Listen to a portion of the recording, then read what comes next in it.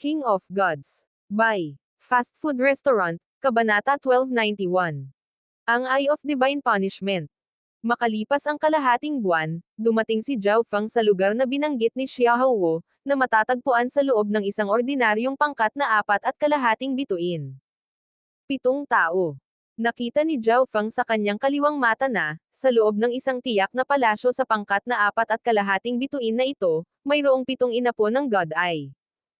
Ang taong may pinakamababang cultivation sa grupong ito ng 7 ay isang rank 5 True God habang ang pinakamalakas ay isang Elder na ang balat ay may batik-batik na berdeng tuldok.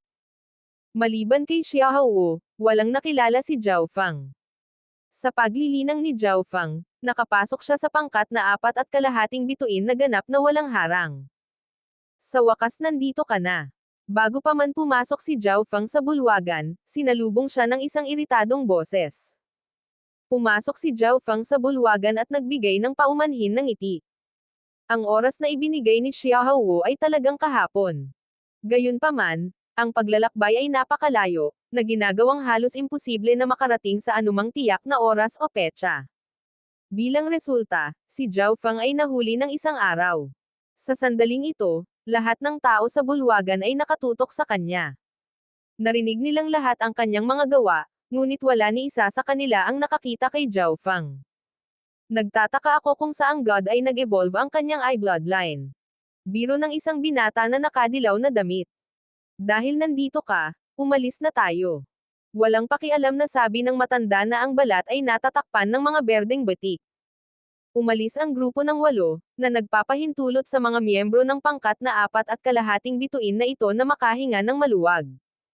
Hindi nagtagal pagkaalis nila, nag-message si Zhao Feng kay Xiaohuo. Mukhang ayaw sa akin ng mga kasama mo. Manam. Ang elder na ito ay malamang na walang magandang impression sa iyo dahil tinanggihan mo ang Life Sacred Land. Para sa iba pa, ito ay malamang na ang pakiramdam ng mapagmataas na mayroon sila mula sa pagiging mga inapo ng God Eye. Pabalik na mensahe ni Xiaohuo. Tumanggo si Zhao Feng bilang pag-unawa. Lahat ng eye bloodline sa mundo ay nagmula sa 8 Great God Eyes. Natural lang para sa mga inapo ng God Eye na makaramdam ng higit na mataas kaysa sa iba pang eye bloodlines.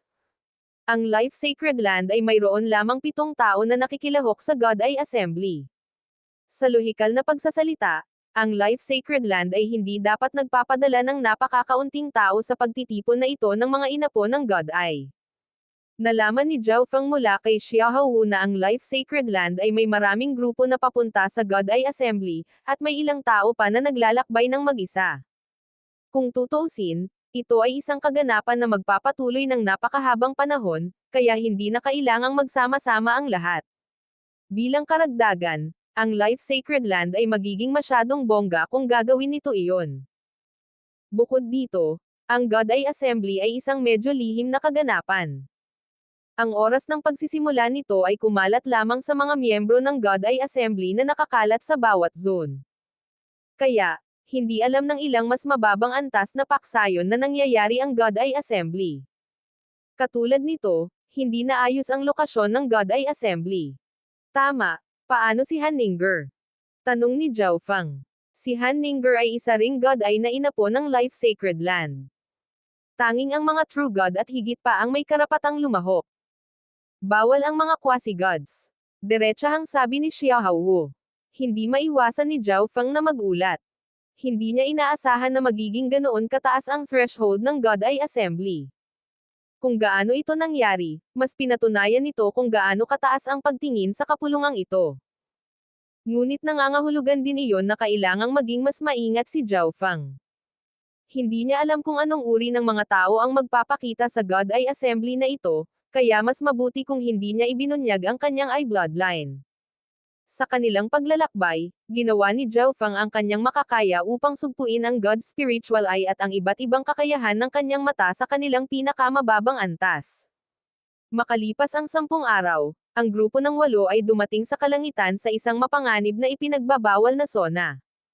Ang grupo ay patuloy na lumipad ng pataas at mas mataas, at nang sila ay daan-daang libong lumilipad sa kalangitan, napansin ni Zhao Feng na ang isang nagtatagong hanay ay inilagay sa paligid ng isang tiyak na puting ulap.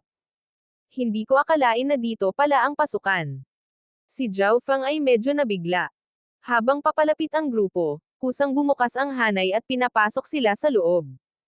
Sa gitna ng puting ulap na ito ay isang bilog na pilak na plataporma, na binuo sa isang simpleng estilo. Nakatayo sa tabi ng plataporma ang isang lalaking nasa katanghaliang gulang na ang katawan ay umbok ng kalamnan. Maligayang pagdating, mga miyembro ng Life Sacred Land. Bahagyang ngumiti ang nasa katanghaliang gulang na lalaki. Sinuri ng berdeng batik-batik na elder ng Life Sacred Land ang platapormang ito. Bakit isang teleportation array ito? Medyo lumabo ang mukha ng matanda. Ang ibang mga miyembro ng Life Sacred Land ay medyo nalilito din. Ang nakaraang God Eye Assemblies ay ginanap sa mga independenteng dimensyon na na-access sa pamamagitan ng isang simpleng pasukan o landas. Para sa God Eye Assembly na ito, ang Zilling Zone at isa pang zone ay may hawak na isa sa parehong lugar, kaya gumagamit kami ng Spatial Teleportation Array. Ang nasa katanghaliang gulang na lalaki ay tila inaasahan ang tugon na ito at mabilis na nagpaliwanag. Ang lahat ay medyo nabigla sa balitang ito. Aling zone? Ang berdeng batik-batik na matanda ay tila may iniisip, at ang kanyang mukha ay naging malungkot. Ang Antian Zone. Ngumiti ang nasa katanghaliang gulang na lalaki. Hindi nagbago ang ekspresyon ng matanda na may batik-batik na berde. Tila hinihintay niya ang sagot na ito. Ang Antian Zone. Ang natitirang bahagi ng grupo ay marahan na binibigkas ang pangalang ito. Si Zhao Fang ay may pangunahing kaalaman sa mga zone na nasa hangganan ng Zilling Zone. Ang Antian Zone ay isang pangunahing zona na hindi mas mahina kaysa sa Zilling Zone. Ang Overlord faction nito ay ang lahi na nirerango na ika-12 sa 10,000 Ancient Races, ang Fallen Heaven Race. Ay teleport kami. Pagkatapos magpasok ng malaking halaga ng average na kalidad na God Crystals sa teleportation array, pinangunahan ng Green Spotted Elder ang party papunta sa platform. Biglang nagsimulang kumislap ng puting liwanag ang magkabilang mata ng lalaking nasa katanghaliang gulang. Ang ina po ng God Eye. Nagulat si Zhao Fang. Ang dalawang mata na iyon ay kabilang sa isa sa 8 Great God Eyes na hindi pa nakita ni Zhao Fang, ang Eye of Divine Punishment. Nang makita niya ang Eye of Divine Punishment ng nasa katanghaliang gulang na ito, naramdaman ni Zhao Fang na parang isang makatarungan at walang kinikilingan na Diyos ang humahatol sa kanyang mga kasalanan. Naramdaman din ni Zhao Fang na napakalakas ng lalaking ito, hindi mas mahina kaysa sa berdeng batik-batik na elder na pinili ng Life Sacred Land na pamunuan ang party na ito. Ang God Spiritual Eye ni Zhao Fang ay biglang nagpadala ng mainit na alon ng enerhiya. Agad siyang kumilos para bawiin at sugpuin ang enerhiyang ito. Sinuri ng nasa katanghaliang gulang na lalaki ang buong grupo, sa huli ay huminto sa kaliwang mata ni Zhao Fang ng ilang sandali, bago tuluyang tumango. Alam ni Zhao Fang na kinilala ng lalaking ito ang kanyang eye bloodline. Buzz. Ang mga inscription ng hanay ay unti-unting nagsimulang mabuo, at pagkatapos ay ang mga puting malakristal na sinag ng liwanag ay bumalot sa grupo. Swoosh. Naglaho ang party, at nagsimulang lumabo ang array platform. Talagang interesante. Ang mata ng batang iyon ay talagang mas malakas kaysa sa mga mata ng mga inapo ng Eye of Life na iyon. Hindi napigil ang mapangiti ng medyo may edad na. Maya-maya pa, may dumating na 3 figure na nakabalabal ng itim na damit. Ang 3 tao ay hindi masyadong matanda. May 2 lalaki at 1 babae. Ang kanilang pinuno ay may maraming kulay na kanang mata. Ang Eye of Myriad Forms. Kung narito si Zhao Fang, makikilala niya kaagad ang lalaking ito bilang taong nakasuot ng itim na tao na nakita niya sa ilalim ng lupa sa perimeter ng Life Sacred Land na naglalakbay sa lupa gamit ang Earth Escape. Para sa God Eye Assembly na ito, ang Zilling Zone at isa pang zone ay may hawak na isa sa parehong lugar, kaya gumagamit kami ng Spatial Teleportation Array. Diretsyong sabi ng nasa katanghaliang gulang na lalaki. Manam, papasok na tayo. Ang 3 nakaitim na mga individual ay tila lubos na hindi nababagabag. Sige, hayaan mo akong suriin ang iyong pagkakakilanlan. Diretsyong sabi ng nasa katanghaliang gulang na lalaki. Sa pamamagitan ng pagsuri sa kanilang mga pagkakakilanlan, ang ibig niyang sabihin ay suriin ang kanilang mga eye bloodlines. Buzz. Ang kanang mata ng pinuno ay agad na sumailalim sa iba't ibang pagbabago habang ang natural na enerhiya ng mundo ay unti-unting nagsimulang magtipon sa paligid nito. Ang iba pang dalawang miyembro ay nagpakita ng mga kakayahan ng Eye of Fate at Eye of Death. Pagkatapos magpasok ng ilang God Crystals, ginamit ng trio ang array at nawala. King of Gods, Kabanata 1292. Secret Exchange Castle. Ang God Eye Assembly ay ginanap sa isang malayang dimensyon. Sa itaas ay may mga gintong beam sa bubong na may mga napakarilag na kristal at mga hiyas na may iba't ibang kulay. Ang mga nakapalibot na pader ay gawa sa mga natatanging gusali na may iba't ibang laki.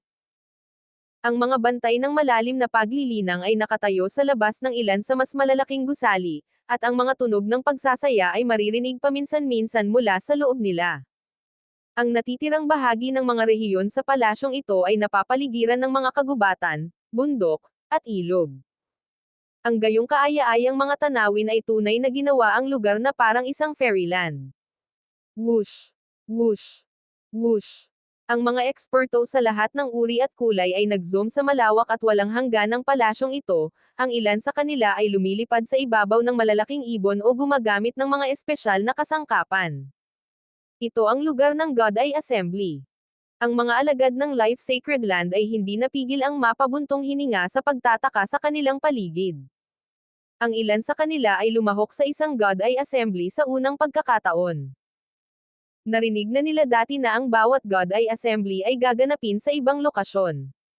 Kung minsan, ito ay ginanap sa isang violet na mundo ng kadiliman, at sa ibang mga pagkakataon, ito ay gaganapin sa misteryosong ilalim ng karagatan.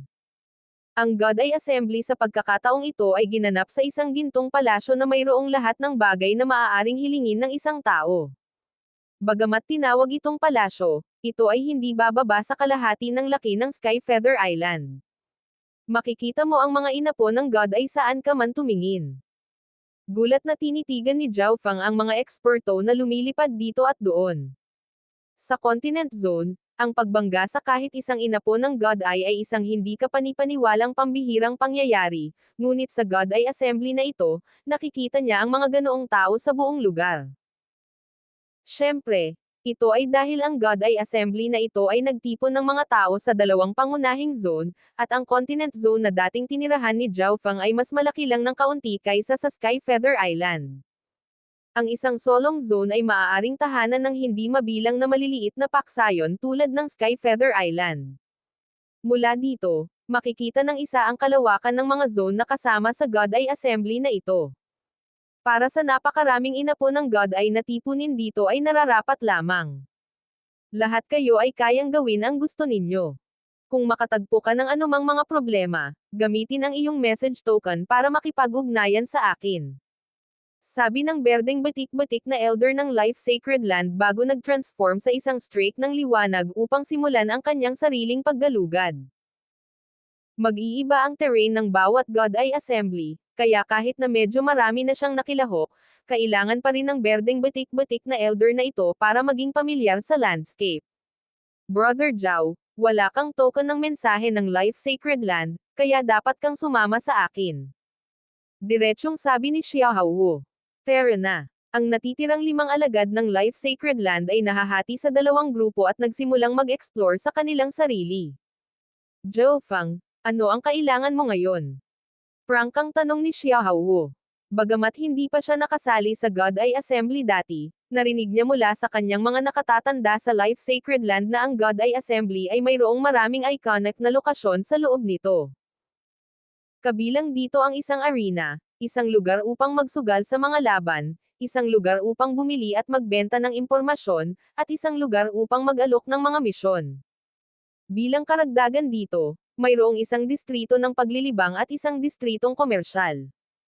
Sa distritong pangkomersyo, maaaring ipagpalit ng isa ang halos anumang naisin, kabilang ang mga pamamaraan, pamana, likas na kayamanan, divine weapon, alagang hayop, at mga kabyo. Kailangan ko ng mga cultivation arts, techniques, at resources na nakatuon sa kaluluwa o nakatuon sa mata. Direktang sinabi ni Zhao Fang. Sumuko na siya sa Tao of Body Refining, kaya kailangan niyang tumuon sa pagbuo ng kanyang kaluluwa at mata. Bukod dito, sinabi ni Xiaohou na ang kanyang mata ay umabot na sa antas ng quasi-god eye, ngunit hindi pa rin niya kayang gamitin ang buong kapangyarihan nito. Bilang isang disipulo ng Life Sacred Land, tiyak na nakakita si Xiaohou ng isang tunay na quasi-god eye para gumawa ng ganoong paghatol. Dahil iyon ang kaso, maaari tayong pumunta at hanapin ang Secret Exchange Castle, ang Technic Exchange Pavilion, o ang Auction House. Mungkahi ni Xiaohou. Ano ang pagkakaiba ng Secret Exchange Castle at ng Technic Exchange Pavilion? Tanong ni Zhao Feng. Alam niya kung ano ang isang auction house. Maaaring mahanap niya ang pinakamahusay na mga item doon, ngunit ang mga presyo ay tiyak na labis na labis. Ang Technic Exchange Pavilion ay kung saan ibinebenta ang mga diskarte at kasanayan sa pakikipaglaban para sa malalaking transaksyon. Ang Secret Exchange Castle ay isang lugar kung saan ang 10 tao ay maaaring gumawa ng mga deal habang itinatago ang kanilang pagkakakilanlan. Hindi makikita ng magkabilang panig ng palitan ang isa, tanging kung ano ang inaalok ng bawat panig. Hindi rin masyadong naintindihan ni Xiaohou at nagbigay ng magaspang na buod ng kanyang narinig. Sa huli, naramdaman ni Zhao Feng na ang Secret Exchange Castle na ito ang pinakaangkop para sa kanya. Doon, maaaring kunin ni Zhao Feng ang mahahalagang mapagkukunan mula sa Ancient Dream Realm o 5 Elements Intent Crystals bilang mga bagay na ipagpalit ng hindi nababahala tungkol sa pag-uudyok ng kasakiman ng ibang tao. Lumipad ang dalawa habang hinanap nila ang lugar, at hindi nagtagal ay nakita nila ang isang napakalaking itim na bulwagan na namumukod tangi sa mga nakapalibot na gusali at may malalaking pulutong na pumapasok at lumabas. Yun ang Mission Junction. Narinig ko na maaari kang maglagay ng mga misyon o pabuya doon, kahit na kumuha ng mga assassin o bodyguard. Pakilala ni Xiaohou.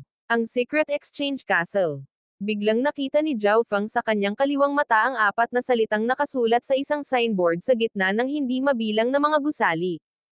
Isa itong malaki, madilim na kayumanggi, bilog na gusali. Mayroong ilang daang maliliit na daanan patungo sa gusali, bawat isa ay binabantayan ng ilang makapangyarihang mga gwardya. Whoosh! Whoosh! Whoosh!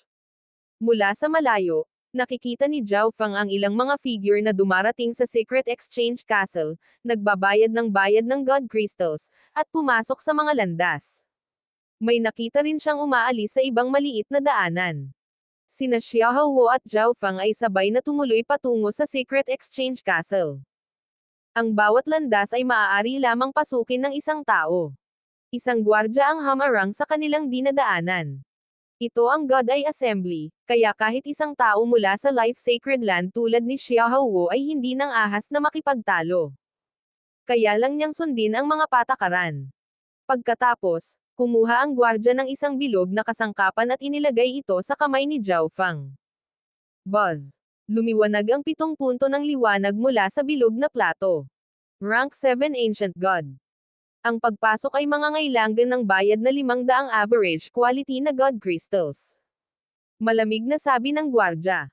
Medyo nagulat si Zhao Feng. Ang bayad na ito ay hindi malaki sa kanya, ngunit ito ay isang napakalaking halaga para sa isang ordinaryong True God expert.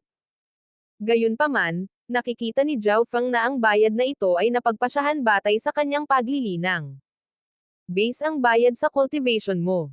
Ang iyong cultivation ay ang rank 7 Ancient God, kaya ang mga taong ipinagpalit mo ay nasa parehong antas ng cultivation. Casual na paliwanag ng gwardya. Kapag pumasok ka, papasok ka sa isang independent sealed domain. Kapag umabot na sa 12 ang tao sa loob, magsisimula na ang palitan. Kapag natapos na ang isang round ng pagpapalitan, maaari mong piliing manatili at magpatuloy sa pangangalakal. Ipinaliwanag ng gwardya ang mga hakbang habang naghahanda si Zhao Feng na pumasok. Maaari lamang magpatuloy ang isa sa madilim na landas. Ang mga dingding ay gawa sa ilang material na ginawa itong hindi tinatablan ng divine sense. Kahit ang kaliwang mata ni Zhao Feng ay hindi makakita sa kapal ng mga pader na ito. Mabilis siyang nakarating sa dulo ng landas. Isang maliit at spherical na sukat. Sa palagay ko ay ayos lang kung maghintay ako dito. Bulong ni Zhao Feng sa kanyang sarili at pinaupo ang kanyang sarili nang naka-cross-legged sa lupa. Sa sandaling ito, lumiwanag ang buong selyadong dimensyon. Nagsimula na ang palitan. Mangyaring ilagay ang mga bagay para sa kalakalan at pati na rin ang isang strand ng divine sense sa bola ng liwanag sa harap mo. Nagsalita ang isang mekanikal na boses ng babae. Buzz. Isang puting bola ng liwanag ang lumutang sa harap ni Zhao Fang. Hindi siya pamilyar sa ganitong paraan ng pangangalakal at medyo maingat pa rin, kaya nagpa siya siyang maglagay muna ng 5 intent crystal. Magsisimula na ang palitan. Makalipas ang mahabang panahon, muling nagsalita ang boses. Ilang sandali pa, 11 bola ng liwanag ang lumitaw sa harap ni Zhao Fang. Ang bawat bola ng liwanag ay may iba't ibang bagay, kabilang ang mga halamang gamot, sandata, aklat, at tool na naglalaman ng impormasyon. Ito dapat ang mga bagay na inaalok para sa kalakalan ng iba pang 11 tao. Agad na naintindihan ni Zhao Fang. Di nagtagal, natuklasan ni Zhao Fang na, kung ipapadala niya ang kanyang divine sense sa isang bola ng liwanag, maaari niyang suriin ang item at makipag-usap sa partido na nag-aalok ng item para sa palitan. Kakaiba. Ang mga mata ni Zhao Fang ay kumikinang. Ang paraan ng pangangalakal na ito ay napaka-nobela at kawili-wili sa kanya. Ang bawat trading ay makikita lamang kung ano ang kinakalakal ngunit hindi kung sino ang gumagawa ng pangangalakal. Ang bentahe ng pamamaraang ito ay maaaring ipagpalit ng isang tao ang mas mahirap na mga bagay o mga bagay na masyadong mahalaga nang hindi nag-aalala tungkol sa pagkuha ng atensyon ng iba. Ngunit ang kawalan ay ang mga pangangalakal ay ginawa ng napakabagal, at napakahirap hanapin kung ano ang kailangan ng isa. Agad na ipinadala ni Zhao Fang ang kanyang divine sense sa unang bola ng liwanag. Ito ay isang maitim na berdeng bulaklak na bahagyang naglabas ng enerhiya ng soul. Heaven Soul Bright Moon Grass, isang mahalagang kayamanan na may tiyak na pagkakataong mapabuti ang eye bloodline ng isang tao. Nagsalita ang divine sense na kasama nitong bola ng liwanag. Maaari itong mapabuti ang isang eye bloodline. Nagulat si Zhao Fang. Ngunit mabilis na kumalma si Zhao Fang. Nadama niya na ang mga salitang ito ay pinaghalong katotohanan at kasinungalingan. Dapat may limitasyon, di ba? Matapang na tanong ni Zhao Fang. Sa anumang kaso, hindi niya kilala ang kabilang partido. Ang mga ordinaryong eye bloodline ay magkakaroon ng mas malaking pagkakataon habang ang mga inapo ng God Eye ay magkakaroon ng mas maliit na pagkakataon. Bukod pa rito, pinagbabawalan din ito ayon sa paglilinang. Mabilis na sagot ng boses ng estranghero. Nang malaman ito, iniwan ng divine sense ni Zhao Fang ang bola ng liwanag at naghanda na tumungo sa isa pa. Ngunit sa sandaling iyon, isang tinig ng divine sense ang umalangaw-ngaw sa kanyang isipan. Parang may gustong ipagpalit ang 5 intent crystals ko. Hindi mapigilan ni Zhao Fang ang mapangiti. Ang 5 intent crystal na inaalok niya para sa kalakalan ay may iba't ibang lakas ng intent, at lahat ng mga ito ay may sapat na mataas na kalidad para magamit para sa rank 7 ancient gods. Ilang intent crystal ang mayroon ka sa wood intent? Tanong ng isang matandang boses. Marami. Simpleng sagot ni Zhao Fang. Tinanong ng kabilang partido kung ano ang gusto ni Zhao Fang. Mataas na kalidad na mga mapagkukunan ng kaluluwa, mga bloodline na sining, o mga mapagkukunan ng paglilinang. Direktang sinabi ni Zhao Fang. Ang mga lihim na sining at mapagkukunan ng paglilinang na iniaalok ng kabilang partido ay hindi ang gusto niya. Sa huli, nakipagkalakalan si Zhao Fang para lamang sa kaunting mapagkukunan ng paglilinang. Ang paraan ng pangangalakal ay napakasimple. Si Zhao Fang ay maaaring maglagay ng mga bagay sa alinman sa mga bola ng liwanag, ngunit maaari lamang niyang alisin ang mga bagay mula sa kanyang sariling bola ng liwanag. Inilagay ni Zhao Fang ang intent crystal sa isang tiyak na bola ng liwanag. Ang ilang mga mapagkukunan ng paglilinang sa lalong madaling panahon ay lumitaw sa kanyang sariling bola ng liwanag. Matapos kumpirmahin na nandoon na ang lahat, kinuha ni Zhao Fang ang mga mapagkukunan habang kinuha ng kabilang partido ang mga intent crystals ni Zhao Fang. Ipinadala ni Zhao Fang ang kanyang divine sense sa susunod na bola ng liwanag. Isang malakristal na damo ng madilim na berdeng kulay ang inilagay sa loob, na naglalabas ng masiglang enerhiya ng soul. Pagkatapos makipag-usap sa kabilang partido, ipinagpalit ni Zhao Fang ang ilang mga item para sa damong ito. Sa ikatlong bola ng liwanag, nakita ng divine sense ni Zhao Fang ang isang itim na bowl ang kristal. Bahagyang hinawakan ito ng kanyang divine sense, agad na naging sanhi ng isang imahe na lumitaw sa isip ni Zhao Fang. Ito ay isang memory image. Nagulat, sinimulan ni Zhao Fang na maingat na suriin ang eksena sa kanyang isipan. King of Gods, Kabanata 1293. Lihim na misyon. Ang imahe ay nagpakita ng isang madilim at walang araw na espasyo na may mga guho sa paligid. Ang may hawak ng alaalang ito ay mabilis na naglalakbay sa mga guho na ito. Dahil ito ay isang pananaw sa unang tao, hindi makita ni Zhao Fang ang aktwal na tao. Bilang karagdagan, ang ilang mga lugar ay sadyang inalis. Biglang, isang ganap na gininto ang Yao God na mukhang isang higanteng mata na may dalawang braso ay lumabas mula sa isang malayong nasirang gusali. Ang may hawak ng alaala ay nagsimulang makipaglaban sa Yao God na ito.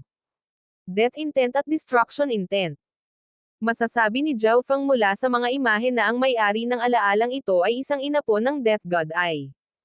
Para naman sa Golden Eyeball na Yao Spirit, gumamit ito ng Eye Bloodline techniques na may destruction intent. Kung titingnang mabuti, malalaman ng isa na ang eyeball na Yao Spirit na ito ay medyo katulad ng Eye of Destruction.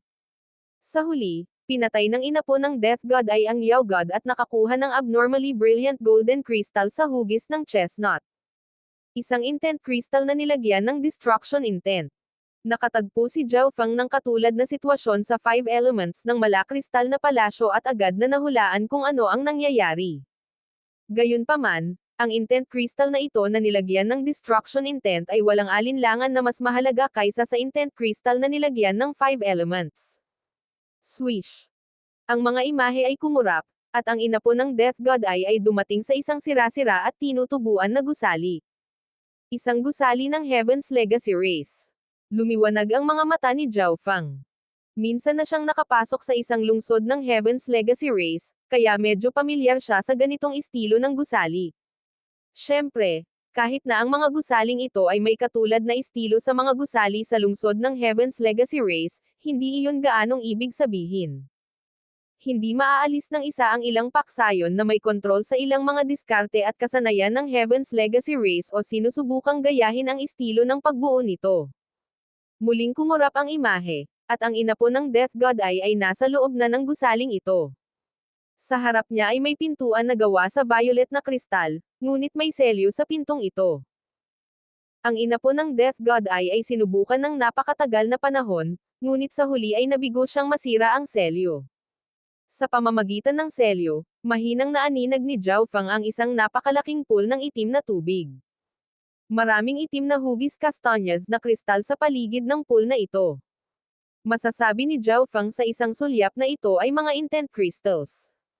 Gayunpaman, hindi pa rin sigurado si Zhao Fang kung anong uri ng intent ang nilalaman ng mga intent crystal na ito.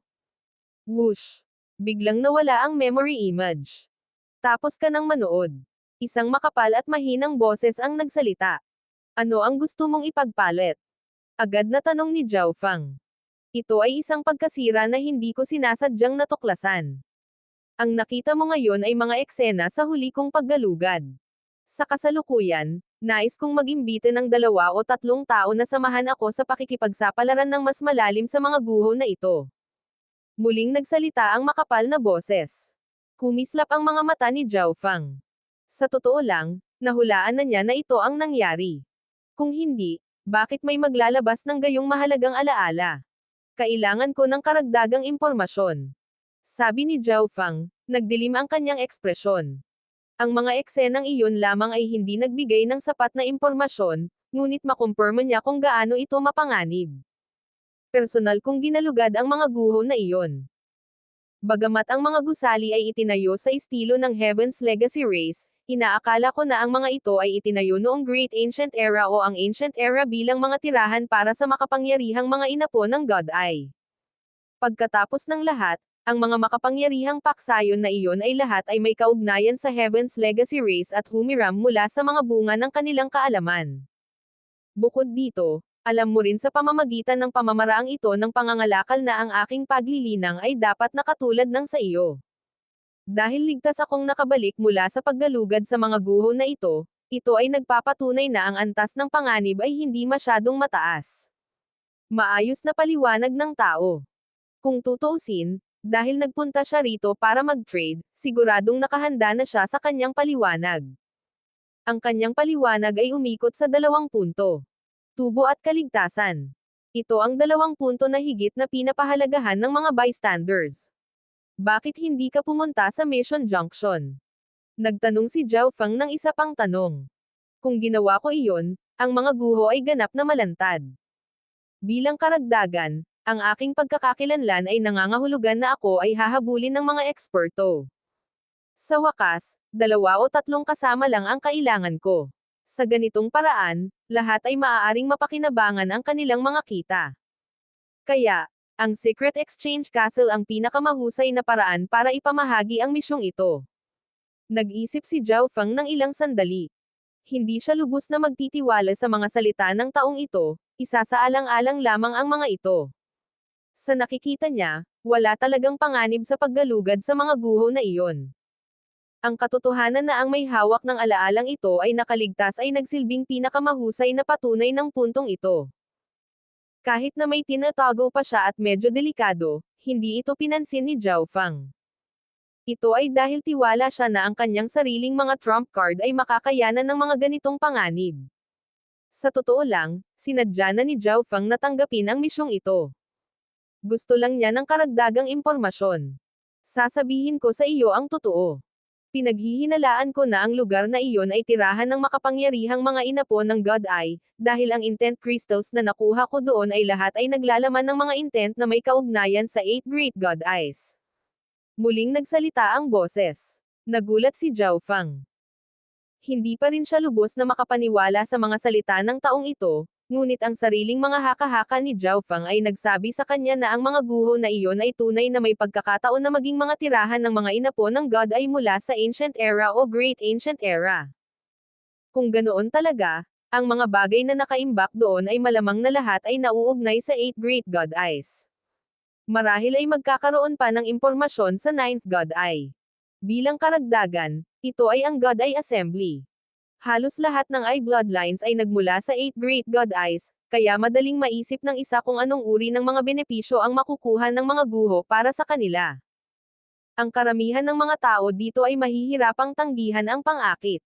Tulad ng sinabi ko noon, 2 o 3 miyembro lang ang kailangan ko, at sa exchange session na ito, 5 sa 11 ang pumayag na tanggapin ang misyon na ito, ngunit kailangan ko pa rin silang salin at piliin ang mga ideal na makakasama.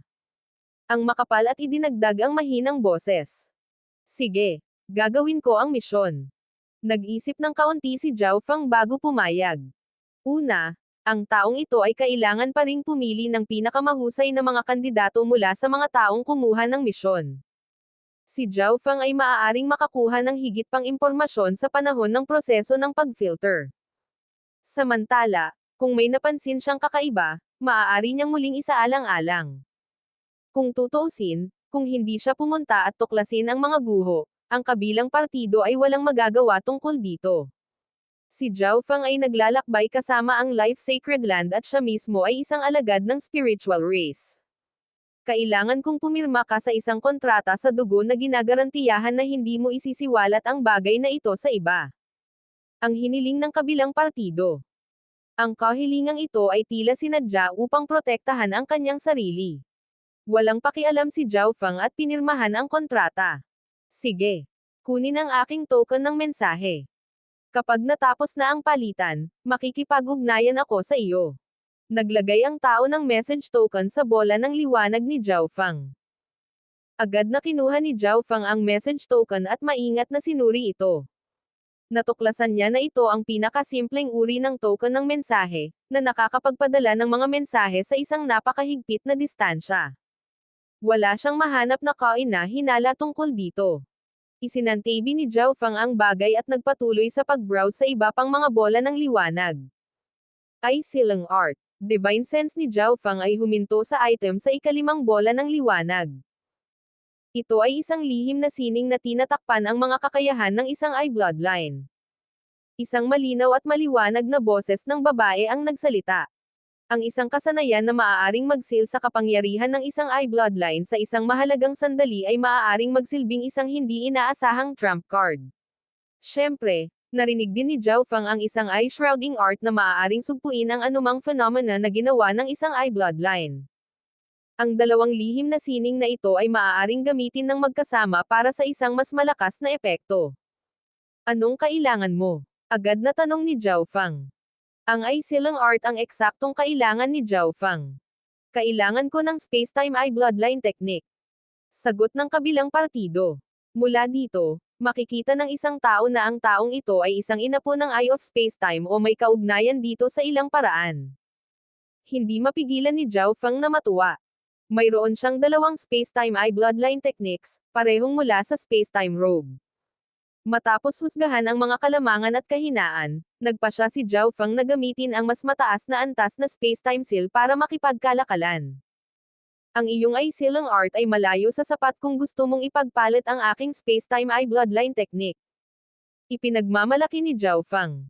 Ngunit ang kabilang partido ay malinaw na may matinding pagnanais para sa space-time seal at ipinahiwatig na handa silang mag-alok ng higit pa. Inilabas ni Zhao Feng ang eye shrouding art. Nagkataon, ang kabilang partido ay nagkaroon din ng lihim na sining, at natapos ng dalawang panig ang kalakalan. Pagkatapos, habang nagbabrowse si Zhao Feng sa iba pang mga bagay, nahati niya ang isang bahagi ng kanyang isip upang halos maunawaan ang dalawang lihim na sining na ito. Pagkatapos bigyan sila ng isang magaspang na sulyap, natuklasan niya na ang eye sealing art ay nasa mas mataas na antas habang ang eye shrouding art ay hindi gaanong halaga. Ito ay dahil ang eye shrouding art ay pinaghihigpitan ng kalidad nito at hindi maaaring ganap na matakpan ang ilang mas makapangyarihang mga mata. Si Zhao Feng ay walang nakitang ibang bagay na interesado sa kanya bukod sa iba pang mga item, kaya nagsimula siyang maunawaan ang dalawang eye bloodline technique na ito sa selyadong dimensyon. Makalipas ang mahabang panahon, natapos ang palitan. Tumayo si Zhao Feng at pumasok sa malapit na maliit na tindahan. Nang makita niya si Xiao Hao, umakyat si Zhao Feng para salubungin siya. Well, anong nangyari ito? Biglang tanong ni Zhao Feng. Marahil ay nakikipagkalakalan ako sa rank 7 Ancient Gods. Nagustuhan ko ang ilang wood intent crystals, ngunit ang aking mga item ay masyadong mababa ang kalidad. Halos hindi ako nakapagpalit ng ilang intent crystals. Nakangiting sabi ni Xiao Hao. Dahil siya ay isang peak rank 6, isang hakbang lamang mula sa antas ng Ancient God, hindi nakakaiba para sa kanya na mapangkat sa mga Ancient God habang nakikipagkalakalan. Nanlamig ang ekspresyon ni Zhao Feng. Naalala niya na, sa ikalawang bola ng liwanag, nakipagpalit siya ng ilang wood intent crystals, ngunit ang mga mapagkukunan ng soul cultivation ng kabilang partido ay talagang hindi dapat pag-usapan. Ang taong ito pala ay si Xiao Hao. Hindi mapigilan ni Zhao Feng na tahimik na tumawa sa sarili. Tingnan natin sa ibang lugar. Ang God Eye Assembly na ito ay talagang isang pambihirang kaganapan. Hindi tayo pwedeng makaligtaan. Nakangiting sabi ni Zhao Feng. Naglakad-lakad ang dalawa at pumunta sa Technique Exchange Pavilion. Ang mga diskarte at sining na ibinebenta dito ay nauugnay lahat sa kaluluwa at ay bloodlines. Ang tanging downside ay ang lahat ng ito ay sobrang mahal. Si Zhao Feng ay talagang mayroong napakaraming God Crystals, ngunit bilang isang rank 7 Ancient God, hindi siya maaaring magpakita ng labis na kayamanan. Kaya, pinili ni Zhao Feng na bumili lamang ng ilang mga diskarte at mga diskarte sa eye bloodline na nakita niyang angkop o kawili-wili. Maghanap tayo ng inn para makapagpahinga. Mungkahi ni Zhao Feng. Napakaraming may kakayahang tao sa God Eye Assembly na ito. Nagpasya si Zhao Feng na mas mabuti kung hindi niya ilantad ang kanyang eye bloodline. Kaya naman, gusto niyang maunawaan muna ang eye shrouding art at eye sealing art upang maitago niya ang kanyang God's spiritual eye. Medyo maganda ang ginawa ni Xiao Hao sa shopping trip na ito, kaya pumayag siya sa mungkahi. Pagkatapos ay nakahanap ang dalawa ng mga angkop na silid para sa kanilang sarili at tumira. Swish! Upang makatipid ng oras, pumasok si Zhao Feng sa space-time robe dimension upang linangin ang dalawang diskarte sa eye bloodline. Pagkaraan ng 10 araw, mahusay na nahawakan ni Zhao Feng ang dalawang diskarte sa eye bloodline at handa siyang itago ang kanyang God's spiritual eye.